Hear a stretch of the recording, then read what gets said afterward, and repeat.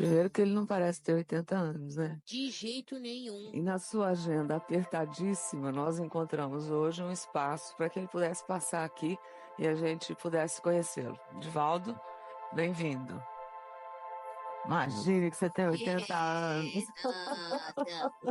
Imagine, qual é o mistério disso? Alegria de viver. Alegria de viver, olha aí.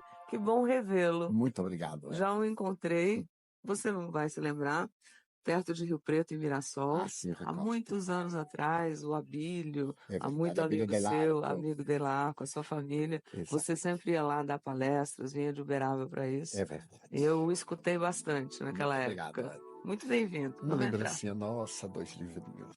Olha aqui, quantos livros você já escreveu, Divaldo? 202 publicados. Gente, por favor. 202 publicados. E 3 estão no prelo. E eu soube que foram traduzidos para quantos idiomas? 16 idiomas. 90 títulos já estão traduzidos para 16 idiomas. Qual o idioma mais estranho para você que teve a tradução dos seus livros? Húngaro. Húngaro? É. Você, algum dia, depois dessa história bonita que você contou dos seus 4 anos aí, onde você viu a sua avó, e depois com o seu crescimento, algum dia, em algum momento, né, da sua vida, você imaginou que pudesse chegar hoje com 80 anos, fazendo tudo isso que você faz? Você ajuda mais de 5.000 pessoas diretamente, quer dizer, você tem um trabalho social muito bonito. Você pode falar nesse microfone, que o seu som está com problema? É verdade, Ana. Não esperava. Tudo aconteceu tão de repente. Porque a misericórdia de Deus sempre nos proporciona surpresas. E foram acontecendo os fenômenos automaticamente. Infelizmente, eu tenho muita saúde, mas principalmente muita alegria de viver. Porque o Espiritismo eliminou-me todas as dúvidas e apresentou-me a razão, a meta psicológica, os objetivos da vida. Como consequência, eu não me dou conta de o tempo passar. Então, vou procurando atender os compromissos. Você não sente o tempo passar. É verdade. O seu dia eu sei que é muito atribulado e você viaja muito ainda. Então, muito obrigado por ter passado aqui para falar com a gente. Mas eu acho que uma coisa que a gente estava começando a falar aqui no programa a respeito da psicografia, como é que, para quem é um leigo no assunto, né? Para quem não acredita na vida após a morte, como é que você explicaria esse fenômeno? Quando o espírito desencarna, ele perde somente o corpo. Mas ele tem um corpo muito sutil, que é o chamado corpo da alma. Allan Kardec denominou como perispírito. É muito conhecido como corpo astral. O espírito acerca-se do médium e o seu perispírito vincula-se ao do médium. Então ocorre o transe. E o médium sente o espírito quando ele chega perto? Sente o quê? Uma sensação de bem ou mal-estar, conforme o nível de evolução do espírito. Normalmente nessas cartas maravilhosas que todos recebemos, vem uma sensação de paz, às vezes de dor, de saudade e de alegria por estar trazendo à família a certeza da sobrevivência. Tem 2 formas, né, de você, ou mais, eu não sei. 3 formas de No você... estado consciente, absolutamente Quer dizer, consciente. o médium, ele está sabendo o que está acontecendo. Só que ele não pode deter, mas ele sabe. Ele não consegue segurar a mão. A gente tem até uma imagem, uma imagem mostrando como é que essa imagem que o Divaldo está falando, da mão, coloca para mim, Vivi, da mão, olha lá, essa imagem aí, eu acho que explica bem isso que você está dizendo. É exatamente o corpo astral. É um corpo de energia muito sutil, então introduz no perispírito do médium e dá-se a comunicação. Outras vezes é uma sensação de estar sonhando. E por fim um transe profundo. O médium não tem a menor noção. É uma sensação de elevador que desce, perde a consciência e subitamente desperta. Quando desperta, recobra a consciência, mas não sabe o que escreveu. Não tem ideia da mensagem, nem em livro, Divaldo. Nos livros, principalmente, porque necessitam de um transe profundo, porque os espíritos colocam datas, nomes de personagens, às vezes escrevem idiomas que o médium desconhece completamente. Chega a psicografar numa língua que nem sabe falar, nem conhece. Eu já psicografei em árabe. em Escreve italiano, em direitinho. francês, em inglês. Fantástico mostrou, gente, há cerca de um mês, um menino pianista que toca sem nunca ter aprendido a tocar piano. É a história do pequeno Ethan Bortnik, de 8 anos, descendente de ucraniano, que vive nos Estados Unidos. E aos 3 anos de idade ele já tocava Mozart de ouvido. E vamos ver essa reportagem, veio lá dos Estados Unidos, é de Rodrigo Alvarez. Rodou. Os dedos são tão pequenos que parecem frágeis para o tamanho das teclas. E as pernas curtas exigem um equipamento especial para alcançar os pedais. Quem não desconfiaria se um brincalhão como Ethan começasse de uma hora para outra a tocar assim, perfeitamente? O filho de imigrantes ucranianos ficou tão famoso que foi convidado para tocar em eventos. Deixou o guitarrista Carlos Santana boquiaberto. Virou uma pequena celebridade americana. Um dos momentos mais impressionantes da já longa trajetória desse pequeno pianista foi quando os pais o levaram para assistir ao concerto de um músico de renome internacional. Logo nos primeiros minutos, Ethan estava dormindo no carrinho. Os pais acharam aquilo normal. Afinal de contas, ele é uma criança. A surpresa veio no dia seguinte, pela manhã. Quando os pais acordaram, Ethan tocava Bésame Mucho, exatamente como o pianista da noite anterior. Mas ele não é apenas um bom músico, é compositor. Ethan interpreta mais de 200 músicas, toca de olhos fechados e pode até conversar e não erra a melodia.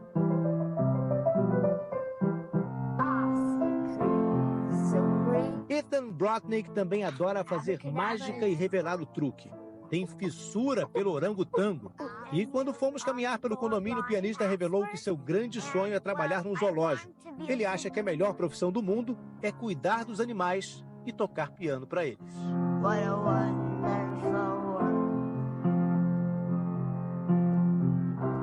Pois é, como é que se explica? Para nós, trata-se de um fenômeno de reencarnação.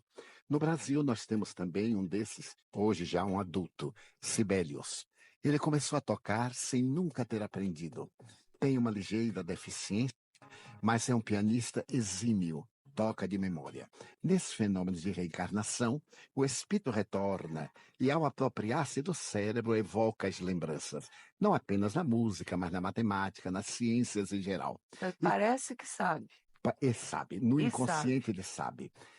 O cérebro bloqueia momentaneamente, mas naquele estado ele vai aos arquivos do inconsciente e libera as informações. É uma das evidências da reencarnação. Milhares de evidências comprovadas com relação à psicografia, porque quando se psicografa, tem datas, nomes, idade, pessoas da família que o médium nunca ouviu falar, né? Às vezes numa sala grande isso acontece. Eu vou mostrar um dos exemplos para você, inclusive, que a gente convidou ele aqui, o médium nunca ouviu falar, né? Às vezes numa sala grande isso acontece. Eu vou mostrar um dos exemplos para você, inclusive, que a gente convidou ele para vir aqui falar com a gente e mostrar um pouco desse caso do seu Aurílio, né? Que perdeu um filho, que é o Carlos Eduardo. Quer ver? Rodou. Carlos Eduardo era um menino que tinha tudo para vencer na vida. Quando foi mais ou menos 2 horas da manhã, minha sogra levantou-se e, ao atravessar o corredor, verificou que o quarto dele estava com luz acesa àquela hora. E topou com uma cena interessantíssima. Ele estava ajoelhado orando. Mas quando foi 6h30, ele entrou numa respiração estertorosa. E aí a mulher correu para fazer respiração boca a boca, eu corri para tentar o socorro, mas ele já estava inconsciente. E ao levar para o hospital, ele já chegou lá sem vida nenhuma. Na mensagem, ele citava todos os nomes das pessoas presentes, da avó e da mãe, do avô, e nomes difíceis, porque são nomes estrangeiros.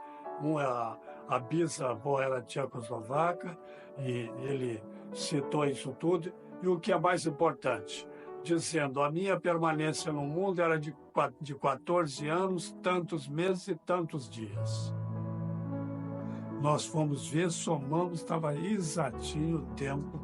Então, nem mais nem Por menos. um Ele fato foi na do seu hora pai que tinha um programada. problema. Teve um problema Bem-vindo, sério. seu Aurílio, bom dia. Era O senhor já é noite, espírita, quanto eu tempo? fui compelido a voltar a casa. E lá, chegando, topei com meu pai desacordado, batendo com a cabeça no assoalho.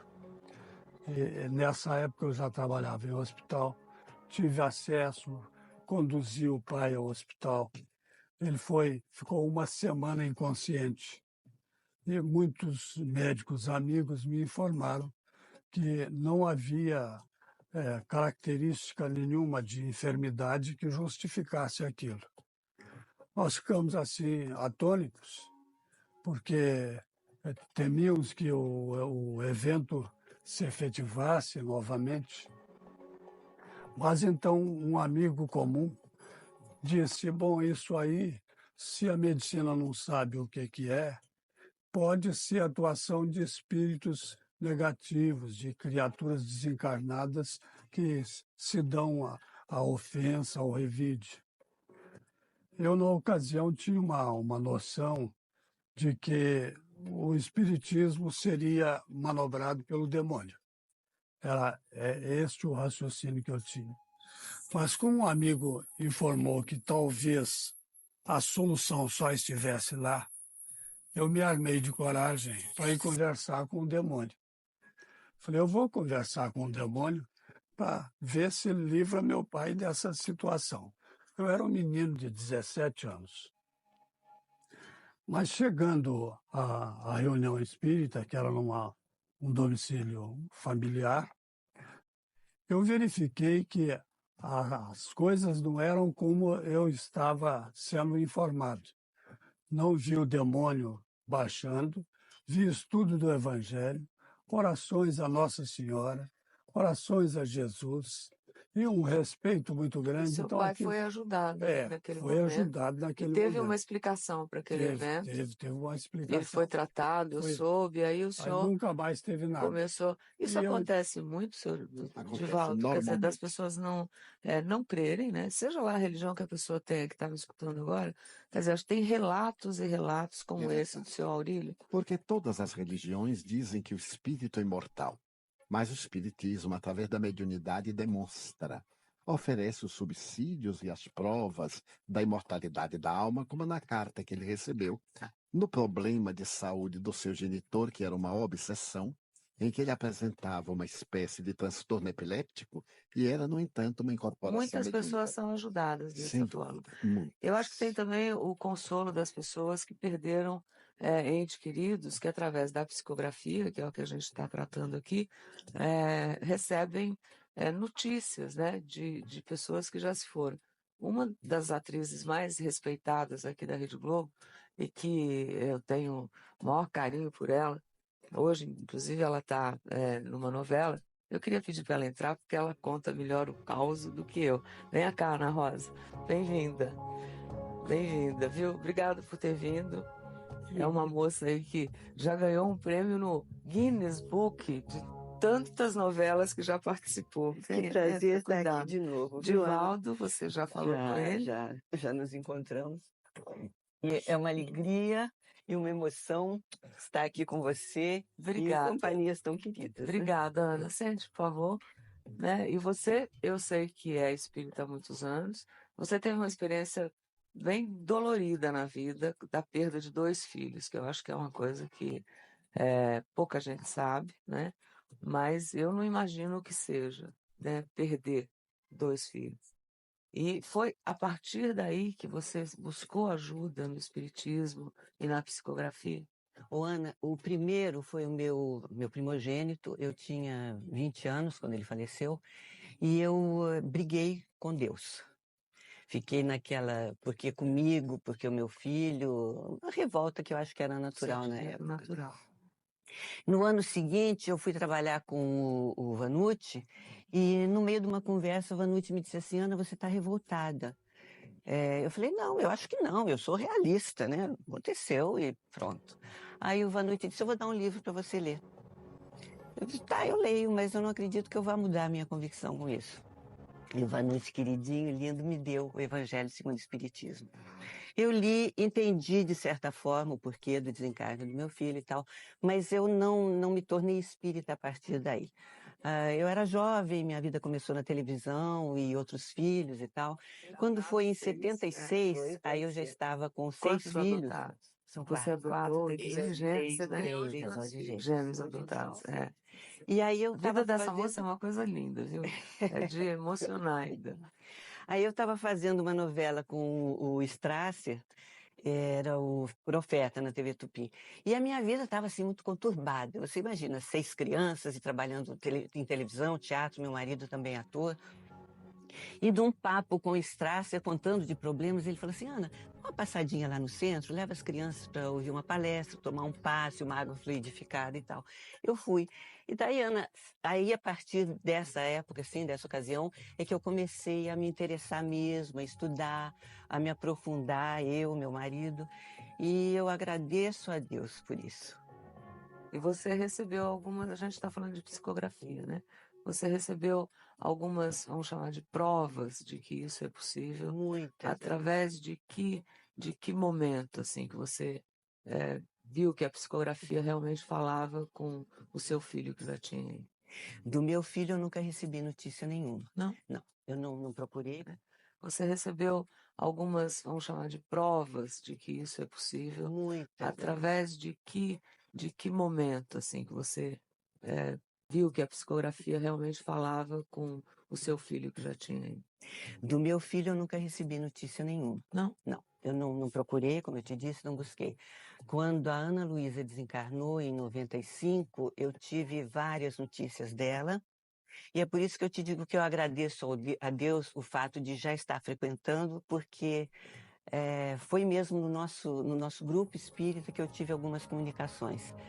Eu fui em 99 a Uberaba procurar através do Chico, mas nessa época o Chico já estava doentinho, afastado, estava proibido de psicografar, e eu voltei sem uma Mas você acha que mensagem. através da psicografia você tem presenciado fatos que comprovam para você? Certamente. E depois eu tive através do Celso. Lembra que a gente esteve no teu programa uma vez? Lembro, Celso. lembro. Aí eu fui a Uberaba e através do Celso eu recebi uma página.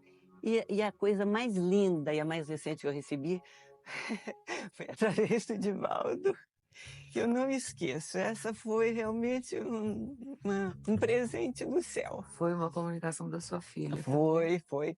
E aí é que tá, Ana, eu não fui buscar, eu não estava procurando. A gente estava participando da festividade de 50 anos do Seara Fraterna, e o Divaldo veio fazer uma palestra, eu fico emocionada, mas eu vou falar. Veio fazer uma palestra e no meio, assim, o Divaldo subindo no palco, eu descendo, o Divaldo disse, eu preciso falar com a senhora. Falei, tá bom. Subi, apresentei o restante, né, da festividade, e depois fui procurar o Divaldo para saber. Ele me deu um recado, assim, da Ana, que foi a coisa mais linda. Cheguei em casa, escrevi tudo para não esquecer nenhum detalhe. Assim, entre várias coisas, ela me disse, me corrija se você lembrar, que tinha sido muito bom eu e meu marido termos continuado na doutrina. Muito importante que nós não tivéssemos nos revoltado na época do acidente, ela foi atropelada. E que ela estava trabalhando com um grupo de jovens, estava acompanhada da minha avózinha, ali, naquela festividade. E o Divaldo disse assim, enquanto a senhora estava no palco, ela estava abraçada com a senhora, ele descreveu a minha filha fisicamente, e que ela dizia assim para ele, essa aqui que é a minha mãe, ó, essa aqui. E que ela disse, entre outras coisas, eu fazia uma peça chamada Violetas na Janela, adaptada de um livro, durante 11 anos. E ela disse para o Divaldo me dar esse recado, que as violetas ela estava cultivando do lado de lá, mas não era para colocar na janela, não. Era para fazer um tapete para me receber quando eu fosse lá para cima. Aí eu chorei, Divaldo chorou, meu marido chorou, e eu agradeço a Deus muito por essas dádivas que eu tenho recebido. Quer dizer, você consegue, inclusive, enxergar e descrever, como você contou no VT, as pessoas que estão ao lado das outras. É uma segunda vista. É uma segunda... Por exemplo, nesse momento aqui agora, né? Se você me permitir. Estamos com vários benfeitores espirituais. Como é natural, um programa como este seu me preocupou muito, por causa da repercussão. Então eu orei demoradamente a noite passada e desde quando recebi o convite. E os espíritos amigos prometeram que viriam. Então nós estamos aqui sob o comando do Dr. Bezerra de Menezes, do Espírito Joana de Ângeles.